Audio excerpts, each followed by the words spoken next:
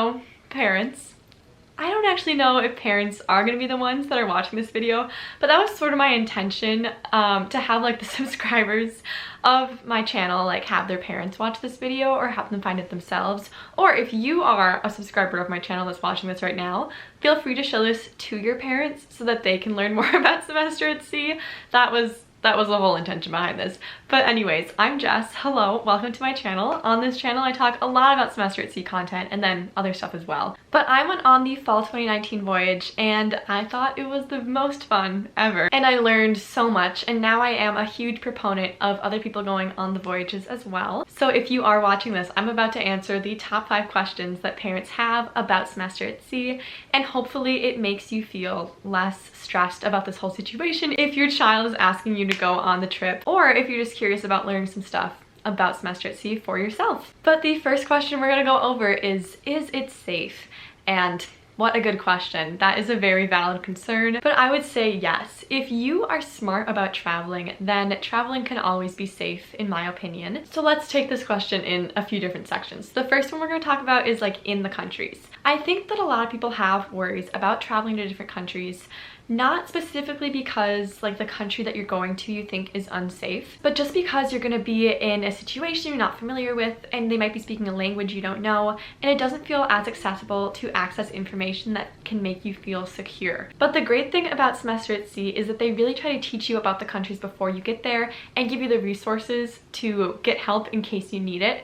So every time before we arrive in a new country, when you're on the ship, there is a thing called pre-port, and it is about 2 hours of just a safety presentation giving students and faculty all the information they need to travel within that country. In that presentation, they go over the weather for the week, they tell you where the nearest city center is, they tell you how to do the transportation and what transportation is recommended and the prices of all of that. And then we also even have our ship doctor give a section of that presentation every time to talk about all the diseases you could get, like malaria, to talk about the water safety and all of that. And he usually offers like Pepto-Bismol for sale outside of the big lecture hall afterwards. So that whole presentation is so helpful in making you feel like you know what you're getting into when you get off the ship. And then the really great thing is that they always give you a sheet of paper that's green. We call it the green sheet.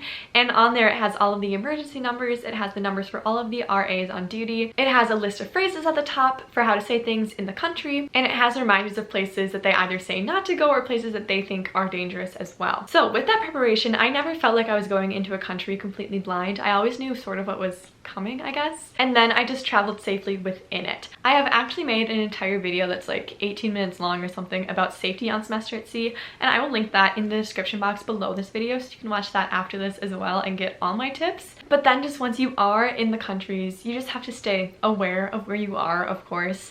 Travel in groups. And a big thing about this safety aspect is petty theft, and that is again something that can be avoided if you're traveling smartly. And I go over all of this way more in depth in my other safety video, but I'll just say a few important things again right now. The first one is to look up common travel scams.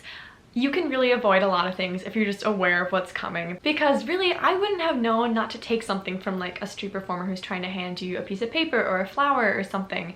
I wouldn't have known not to take that if I hadn't read about it first. And that is just something that they usually do to try to get money back from you.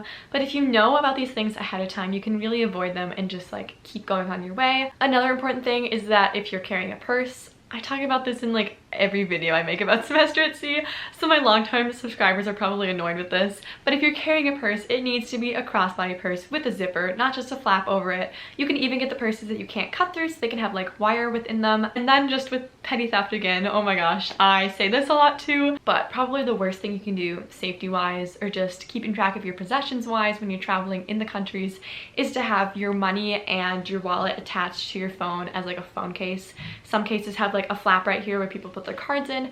That's a horrible idea. Do not do that. I knew someone who left his phone at a bar and then he lost all of his credit cards, all of his money, his ship ID.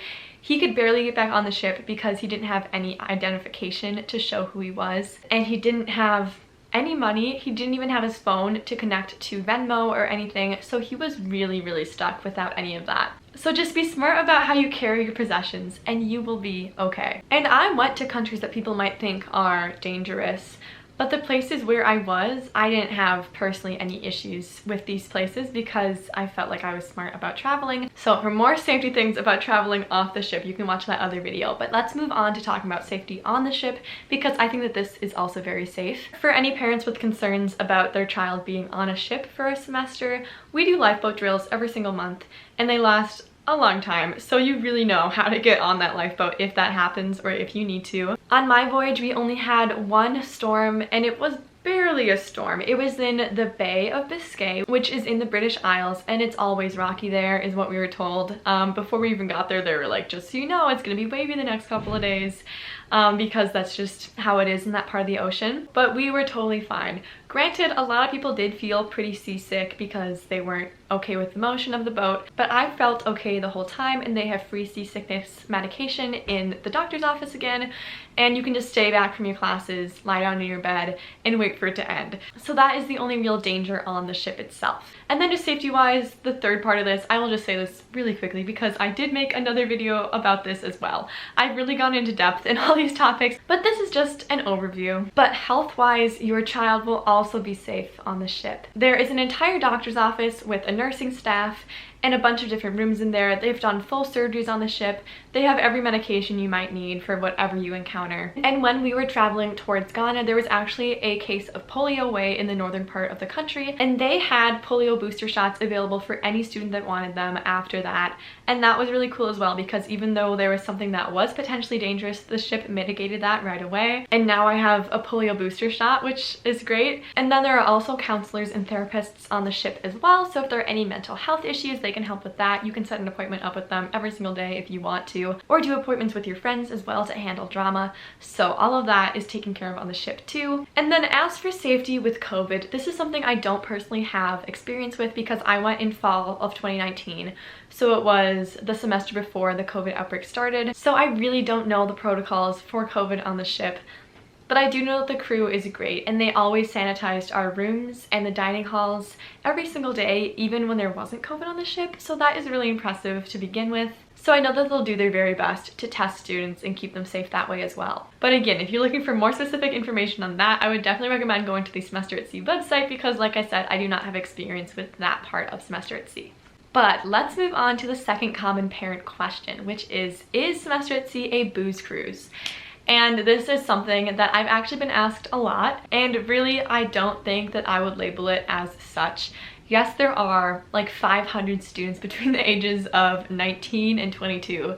So of course drinking does happen. There are even drink nights on the ship, but these are heavily monitored to make sure that people aren't actually drunk on the ship because it can be dangerous because you're around water. They don't want anyone hurting themselves. If you want to participate on the drink nights on the ship, you have to get a specific card, and I think you have to buy it as well. Or no, you pay for it afterwards. But you are limited to 2 drinks on the ship, and there's either like wine or like beer things. But those are your only options, and you only get 2 of them each of the drink nights, which happen maybe every week or every 2 weeks. So on the ship is a very controlled environment, and you cannot participate in those if you are under 18 when you're on the voyage. And then off the ship, again, it's hard to say like a blanket statement about what people are doing because everyone has their own opinions and decisions that they can make for themselves when they're off the ship. But if that's something that you're worried about for your child, they will be making their own decisions and finding friends for themselves. And there is always going to be a wide range of people who have different interests when traveling, so they will always find the group of people that fits best with their travel interests. The ship does then take some actions to make sure that everyone is safe once you're back on the ship from nights in the countries. And if you are visibly drunk when you're coming back to the ship, they will pull you aside, keep you in the doctor's office until you have a blood alcohol content that's below the legal limit. So that is just something to know as well. Students call it being drunk tanked because you're stuck in the doctor's office. They used to actually make you pay for this, I think, like $300 per night when you were stuck there, but now it's free. So like, it's kind of nice of them to not make you pay for it either. And then along with that, they do have regulations for how many, I want to say like misdemeanors, I don't know if that's the right word, how many things you can do that go against their policies before you get sent home off the voyage. So it's not a good thing to come back to the ship really drunk because it does go on your ship record and they will know like when that happens to you. But Semester at Sea really tries to make it not a booze cruise by having those consequences and by keeping you safe in that way. So another video I recommend watching that I have made, which I'll put a link to in the description box that you can watch after this one, is that I've made a video about all the rules and prohibited things on Semester at Sea.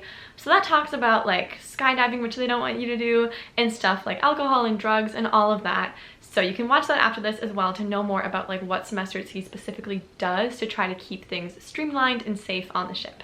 Okay, I need to start talking faster or we are never gonna get through this video. I just have so much to tell you and these are like big questions. But the third question that is common that parents ask about Semester at Sea is how much does it cost? And this, again, this is a hard question because it does change a lot depending on how much you're willing to spend. I have made a video comparing the cheapest way you can travel with the more expensive way you can travel, staying at hotels, spending more within the countries, buying a lot of souvenirs, all of that. So without any context for you, the number that I found on the cheaper end of the spectrum was $33,574 for the entire voyage, and that is the cheaper side. And then the more expensive side was $51,874. So that's what I meant by like a big range of values, but I really think that you can make it cheaper than the cheaper side. That was without any scholarships or anything like that, and there are a ton of scholarships available to students through Semester at Sea, and that is something super great to look into and to apply for as many as you can. So again, watch any of my other videos if you want to know more, but those are just the general numbers that I can give to you right now.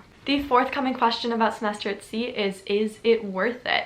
And I definitely think that it is. I definitely think it is. There is no other study abroad program that lets you go to that many different countries, and there is honestly very little chance you'll ever be able to go to that many countries within a semester in your entire life. No other study abroad programs really appeal to me in the same way because I didn't want to just go to one different place and take my normal classes there. I wanted to do something special, and Semester at Sea really seemed like that special thing to me. I met friends from all over the world that I'm still in touch with, and they are my best friends. And actually today, one of my best friends that I met from North Carolina is coming to stay with me for a week for the first time that I've seen her since our voyage, which is so exciting. And then just with Semester at Sea, again, it's really nice because you don't have to plan any of your own transportation or travel. You're on the ship and taking classes, and then you get off the ship in a new country, and then you get back on the ship. Like, you don't have to figure out plane tickets, anything like that. It's super, super nice and convenient, which I really love. Also, I got a full semester of classes in while traveling the world and seeing 11 different countries. And that is just incredible, and I wouldn't trade the experience for anything else ever. So that is just my opinion. I really think it is worth it, but that is something that you can decide for yourself. It is the most expensive study abroad option that there is, which is really tough for a lot of people. But if you can get those scholarships, then it can be way cheaper. I know people who did it for free, literally, like they had full ride scholarships. So that is always something to think about as well. And then just the fifth question that's common that I get from parents a lot, specifically my parents, my mom, was can I come with you? And sadly, you really can't. I'm so sorry. It's mostly students.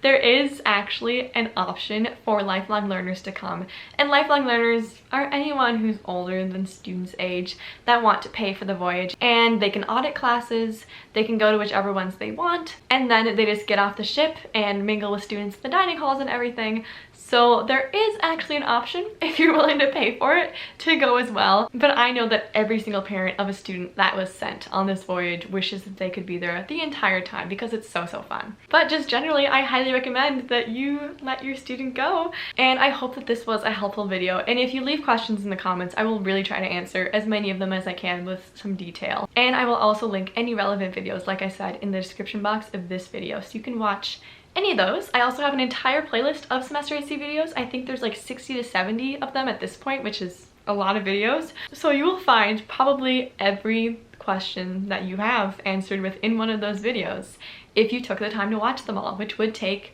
hours, literal hours, but you would learn a lot if you did it. So thank you for watching this video. If you were a parent, if you were just someone who's my subscriber, cool as well. But thank you. Please subscribe to my channel, and I'll see you guys in my next video.